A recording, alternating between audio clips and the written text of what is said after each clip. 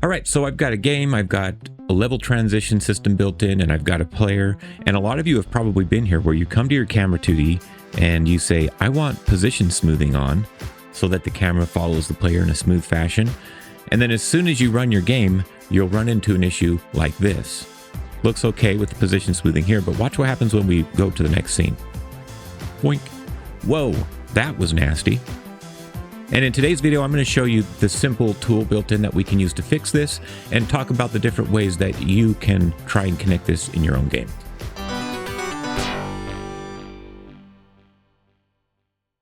Okay, so let's first talk real quick about what's going on here. So I've got this player, and you can see this is just an example, right? But there's a camera, and you can see the purple box where the camera is. And as the player leaves the level in this transition, I want you to take notice of where he is globally. You can see my coordinates here.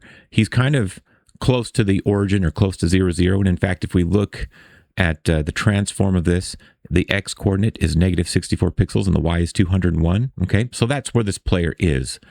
And then when we go to the scene that it loads, this is where the player is going to come out, right? He's going to come out right here.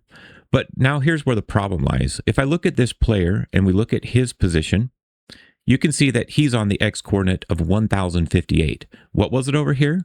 We were at -31. So there's a difference of 1100 pixels practically, right?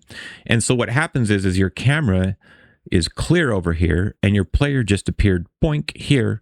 And so that camera is like, crap, I've got to smooth over the player. It goes across the level. Okay, so that's what's causing this visual effect that we're seeing that's really unattractive. Now let's look at the solution that I've developed to counter this. And fortunately for us, Godot has some built-in tools to help us do this. So I've got a camera 2D here. It's a child of my player, so he's always going to follow the player.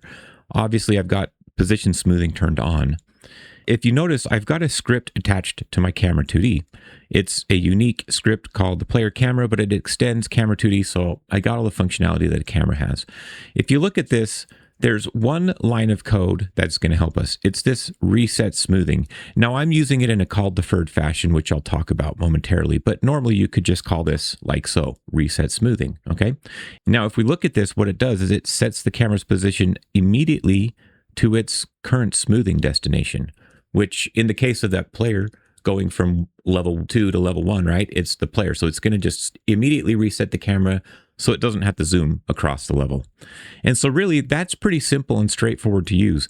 Now the challenge with this function or feature doesn't necessarily come from this method that's built in, because this is really straightforward. It's really a matter of timing, and the timing is the most important part of this. So let me show you the result, and then let me talk to you real quick about how I hook this up in my game. So I'm going to undo this and call it deferred.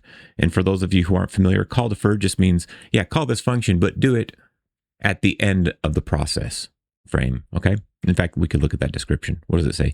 Calls the method represented in a deferred mode, i.e. at the end of the current frame, okay?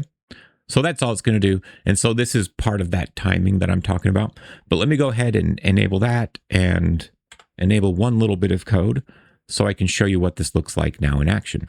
So I'm going to load the level again. And you'll see that we do have the camera smoothing on. And now when I transition to the next screen, boink, camera's in the exact spot it needs to be. All right, let me show you how this works for me and how this works with the timing. And I'll talk about some of the issues because depending on how you've built your game, they may be different. Okay, so let's dive deeper into this. And in order to know how to get this to work properly, you need to have a good knowledge of how your scene transition is working in your game. Now, this project that you're looking at here is a project that I've built as part of my long-running Metroidvania Forge series. And so if you're interested in that, then find the link in the description so that you can follow along. But if not, and you've got your own project, then let me just show you how this works so it'll help you figure out how yours needs to work. So when my player enters one of these level transitions, you can see this big green area is one of my level transitions. Then what happens is I have a global script that I call the scene manager, and that's referenced right here. Let's go ahead and look at this script. Essentially, that area transition just says, hey, transition scene. And then we've got some code that helps us transition the scene, but it also handles timing. And this is where the timing makes sense for my project, right? So you can see I pause the game. You can ignore some of this stuff. I emit a signal, load scene started. In fact, let's look. I've got a load scene started, when the new scene is ready, load scene finished, and scene entered. Different signals that can be emitted and are emitted throughout this transition scene function. Okay, but this is where it really works. So we see we've got get tree change scene to file, and you can see I wait for the scene to change, and then I emit a signal called new scene ready.